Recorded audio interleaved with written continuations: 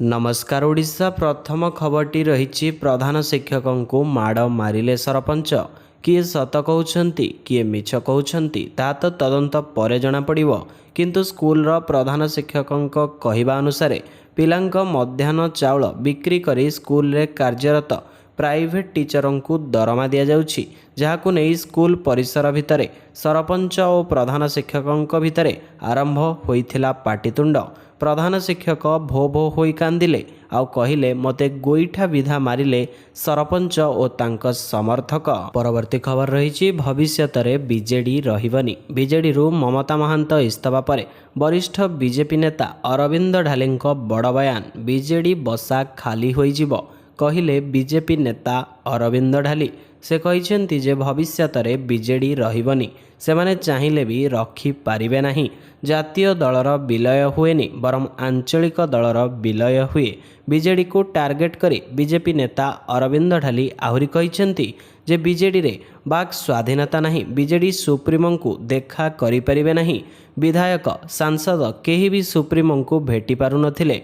BJD रे समस्ते असंतुष्ट थिले। भिके पांड्यान दल रे सर्वसर्वा थिले। 25 वर्ष शासन रे बीजेडी जहा करि पारि नथिला ताको मोहन सरकार करी देखाइछंती बोली ढाली कहिछंती। परवर्ती खबर रही दलाल मुक्त हेब आनंद बजार। बड़ देउल रे लागिबो अभड़ा दर तालिका। बजार भितरे खोलिबो पुलिस सहायता केन्द्र। सेथिपाई दियागला प्रस्ताव खूब शीघ्र हेब कार्यकारी। नियम खिलाफी कले अमानियंक उपरे नियाजिबो कड़ा कार्यानुष्ठान। एनै श्रीमंदिरर मुख्य प्रशासकों सह आलोचना पर सूचना देले स्वार महास्वार निजोग सभापति और संपादक। सूचना मुताबक श्रीमंदिरर सबुबेले असुविधार सम्मुखीन हेउछंती श्रद्धालु। अभड़ार दर दाम रे तारतम्य रहुनाही। प्रसाद पाइबारे असंतुष्ट हेउछंती भक्त। एनै बारंबार अभियोग होईछि। वर्ती खबर रही काठजोड़ी नदी को डेई पड़िले युवक। ऑनलाइन ट्रेडिंग रे क्षति सहिबा जोगु जड़े युवक काठजोड़ी नदी को डेई पड़िथिबा अभियोग होईछि। तांको ना तुषार भट्ट। तांको घर गुजरात रे। तुषार भुवनेश्वर रे रहुथिले। सूचना अनुसार दिन 2टा समय रे कौनसी कामरे कार नहीं घर बाहरी थिले तुषार। ता परठारु से घर को फेरी नथिले। ऑनलाइन ट्रेडिंग रे क्षति सहिबा परे तुषार नदी को डेई आत्महत्या करिथिबा संदेह करा जाउछि। तुषार नदी को डेइबा पूर्वरु घर को निजर सेल्फी पठाइथिबा सूचना मिलुछि। खबर रही खातारे सर्वनिम्न बालांस न रखिबारु जरिमाना आदाय। सर्वनिम्न बालांस न रखिबारु विभिन्न सरकारी बैंक साधारण लोकमानंक ठारु गत 5 वर्ष रे 8,500 कोटी टंका जरिमाना आदाय करिसेंती। भारतीय स्टेट बैंक एही जरिमाना न रखिबाकू घोषणा करिथिबा सत्वे अन्य सरकारी बैंक गुड़िक गत 5 वर्ष मध्य एही जरिमाना संग्रह रे 35% रु वृद्धि रेकर्ड करिसेंती। लोकसभा रे एक अणतारका प्रश्नर लिखित उत्तर रे सरकार सूचना दैछंती जे आर्थिक वर्ष 2020 ठारू आरंभ करी गत 5 वर्ष मध्य एही बैंक गुड़िक प्राय 8,500 कोटी टंका जरिमाना संग्रह करिसेंती। प्रति खबर रही तमाखु मद विज्ञापन रे नजर आसीबेनी क्रिकेटर। दुनियार सबुठू धनी क्रिकेट बोर्ड बीसीसीआई रोजगार कोटी कोटी रे विश्व क्रिकेटर सबुठारु बड़ T20 लीग IPL रु बीसीसीआई बहुत रोजगार करे। एथि सहित बीसीसीआई प्रति वर्ष टीम इंडिया मैच टेलीकास्ट रु बहु अर्थ उपार्जन करिथाए। एहा पई किट तैयारी पई तथा विभिन्न प्रयोजकों माध्यम रे खास करी मैच समय रे स्टाडियम रे तमाखुर विज्ञापन और किछि क्रिकेटर माने मध्य करुथिबा तमाखु जातीय विज्ञापन रोकिबाकू एथिरे कुहा जाइछि। मंत्रालय पक्षरु कुहा जाइछि जे सारा विश्व रे क्रिकेटर मानकर अनेक फैंस रहिछंती आउ सेमानंक उपरे एहार प्रभाव पड़ुछि। परवर्ती खबर रही दिल्लीर स्कूल को बोमा धमक। दिल्लीर समरफील्ड स्कूल को ईमेल माध्यम रे मिलिछि बोमा धमक। एहा परे स्कूल को पूरा खाली करा जाइछि। सूचना अनुसार गतकाली राति प्राय 12:30 समय रे एक मेल रे धमक मिलिथिला। तेबे सकाळे स्कूल खोलिबा परे कर्तृपक्ष एही ईमेल को देखिबा परे पिलांकु तुरंत स्कूल परिसर रु पळाइबाकू कहिथिले। तेबे एही स्कूल दक्षिण दिल्लीर ग्रेटर कैलाश अंचल अवस्थित। तेबे बोमा धमक मेल माध्यम रे मिलिबा परे स्कूल कर्तृपक्ष तुरंत पुलिस को खबर देबा परे स्कूल रु समस्तंकु बाहरी जिबाकू कहिथिले। ତେବେ ବର୍ତ୍ତମାନ ଘଟଣାର ତଦନ୍ତ ଚାଲିଥିଲା ବେଳେ ପୁଲିସ ଏହା ଏକ ମିଥ୍ୟା ଧମକ ବୋଲି ସନ୍ଦେହ କରୁଛି। ଖବର ରହିଛି ବନ୍ଦେ ଭାରତ ଟ୍ରେନ ପରେ ଆସୁଛି ବନ୍ଦେ ମେଟ୍ରୋ। ଭାରତର ପ୍ରଗତି ଏବଂ ଅର୍ଥନୀତିରେ ପ୍ରମୁଖ ଅବଦାନ ଭାରତୀୟ ରେଳର ରହିଛି।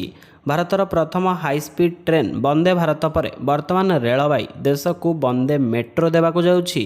ରେଳମନ୍ତ୍ରୀ ଅଶ୍ୱିନୀ ବୈଷ୍ଣବ କହିଛନ୍ତି କି 150ରୁ 200 କିଲୋମିଟର ଦୂରତା ବିଶିଷ୍ଟ 2ଟି ସହରରେ ଚାଲିବ ବନ୍ଦେ ମେଟ୍ରୋ, ଯାହାର ଡିଜାଇନ୍ ପ୍ରସ୍ତୁତ ହୋଇସାରିଛି।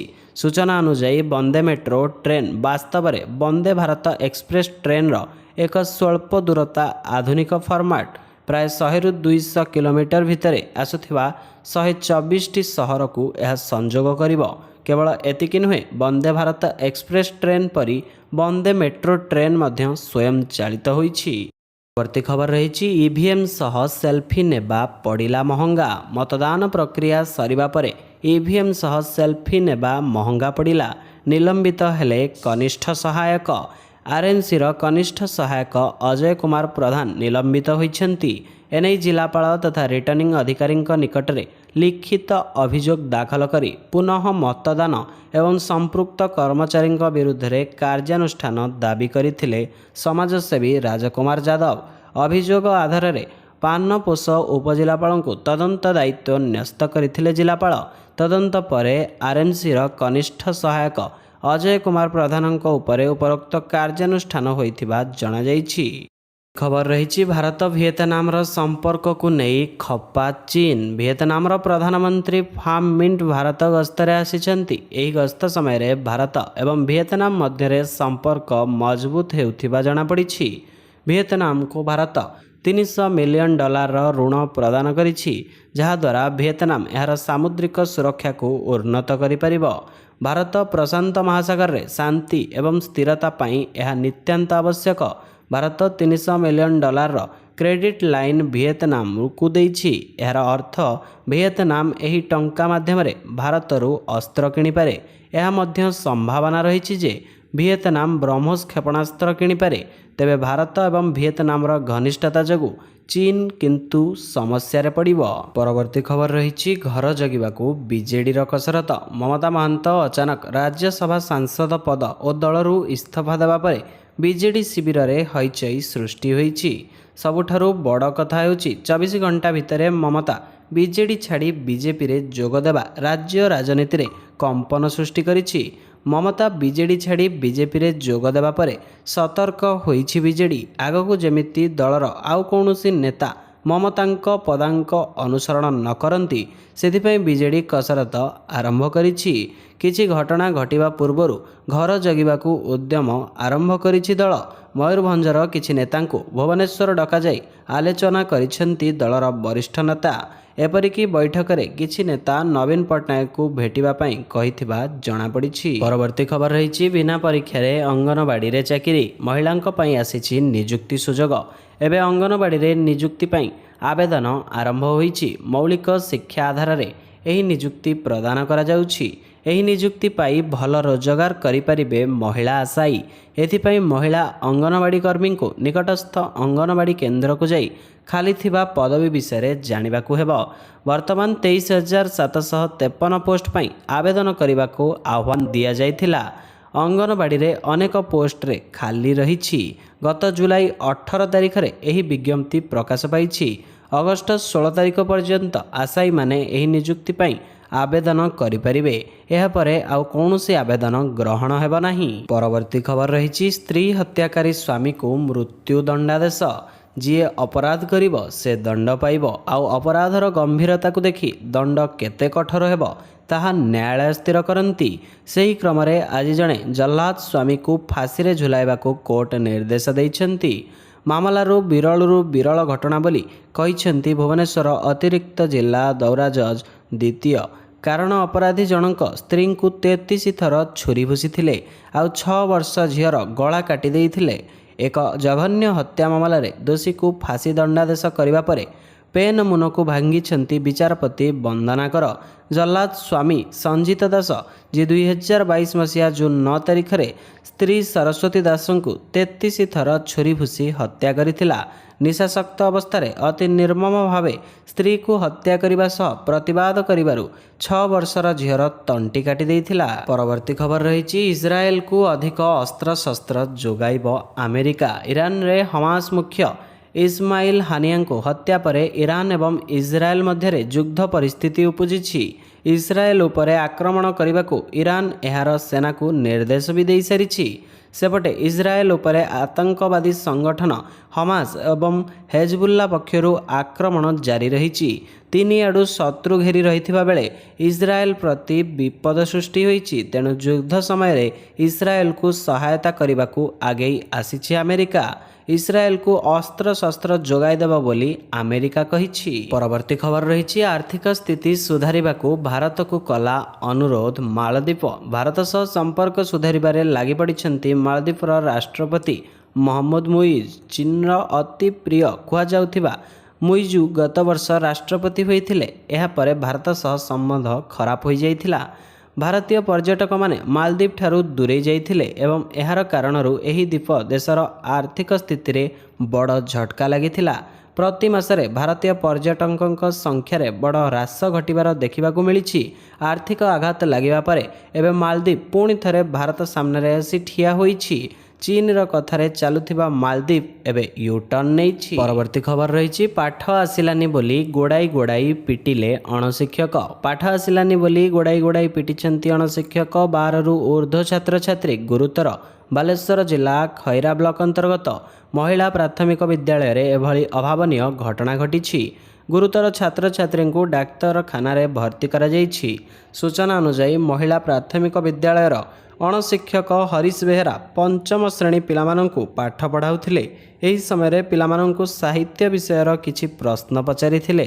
ପିଲାମାନେ ସଠିକ୍ ଉତ୍ତର ଦେଇ ନ ପାରିବାରୁ ହରିଶ ବେତରେ ପିଲାମାନଙ୍କୁ ଗୋଡ଼ାଇ ନିସ୍ତୁକ ପିଟିଥିଲେ, ଯାହାଫଳରେ 12 ଜଣ ଛାତ୍ରଛାତ୍ରୀ ଗୁରୁତର ହୋଇଛନ୍ତି। ପରବର୍ତ୍ତୀ ଖବର ରହିଛି, ଗଞ୍ଜେଇ ଚାଲାଣ ବେଳେ 4 ଗିରଫ। ଗଞ୍ଜେଇ ଚାଲାଣ ବେଳେ ମାଡ଼ି ବସିଲା ପୋଲିସ। ଗତକାଲି OD02AA6535 ନମ୍ବର ନାମକ ଏକ କାରରେ 4 ଜଣ ଦୁର୍ବୃତ୍ତ କନ୍ଧମାଳରୁ ଭୁବନେଶ୍ୱର ଅଭିମୁଖେ ଗଞ୍ଜେଇ ନେଇଯାଉଥିଲେ। ଦଶପଲ୍ଲା ସ୍ଥିତ ରଙ୍ଗମାଟିଆ ନିକଟରେ ବିଶେଷ ସୂତ୍ରରୁ ଖବର ପାଇ ଦଶପଲ୍ଲା ପୋଲିସ କାରକୁ ଅଟକାଇଥିଲା। କାରରୁ ପ୍ରାୟ 60 କିଲୋ ଗଞ୍ଜେଇ ଜବତ କରିଥିବା ବେଳେ କାର ସହ 4 ଜଣଙ୍କୁ ଗିରଫ କରିଛି ଦଶପଲ୍ଲା ପୋଲିସ। ଏନେଇ ଅଧିକ ତଦନ୍ତ ଜାରି ରହିଛି। ପରବର୍ତ୍ତୀ ଖବର ରହିଛି, ମୁଖ୍ୟମନ୍ତ୍ରୀଙ୍କୁ ଚିଠି ଲେଖିଲେ ସରକାରୀ ଅନୁଦାନରୁ ବଞ୍ଚିତ ଛାତ୍ରଛାତ୍ରୀ। ଦୀର୍ଘ 26 ବର୍ଷ ତଳେ ଦୁର୍ଗମ ଅଞ୍ଚଳରେ ଶିକ୍ଷାର ଆଲୋକ ଜାଳିବାକୁ କଳାହାଣ୍ଡି ଜିଲ୍ଲା ଲାଞ୍ଜିଗଡ଼ ବ୍ଲକ ବନ୍ଧବାରିରେ ପ୍ରତିଷ୍ଠା ହୋଇଥିଲା ମା ଭୈରବୀ ବନବାସୀ ଉଚ୍ଚ ବିଦ୍ୟାଳୟ। 20 ଜଣ ପିଲାଙ୍କୁ ନେଇ ଆରମ୍ଭ ହୋଇଥିବା ଏହି ସ୍କୁଲ ଆଜି ଅଞ୍ଚଳର 4ଟି ପଞ୍ଚାୟତର 50ରୁ ଅଧିକ ଗାଁର ଛାତ୍ରଛାତ୍ରୀଙ୍କ ପାଇଁ ଭବିଷ୍ୟତ ତିଆରି କାରଖାନା ଭାବେ ଠିଆ ହୋଇଛି।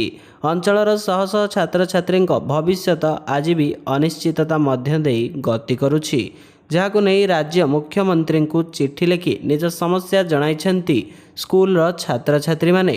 ତେବେ ଛାତ୍ରଛାତ୍ରୀଙ୍କ ଏହି ଚିଠିକୁ ରାଜ୍ୟର ନୂଆ ମୁଖ୍ୟମନ୍ତ୍ରୀ, ନୂଆ ସରକାର କିଭଳି ଗ୍ରହଣ କରୁଛନ୍ତି, କି ପଦକ୍ଷେପ ନେଉଛନ୍ତି ଦେଖିବାକୁ ବାକି ରହିଲା। ଏଥିସହିତ କେଉଁ ଜିଲ୍ଲାରୁ ଆପଣ ଭିଡ଼ିଓଟିକୁ ଦେଖୁଛନ୍ତି କମେଣ୍ଟ ସେକ୍ସନରେ ଜଣାଇବା ପାଇଁ ଭୁଲିବେ ନାହିଁ। ଜୟ ଜଗନ୍ନାଥ।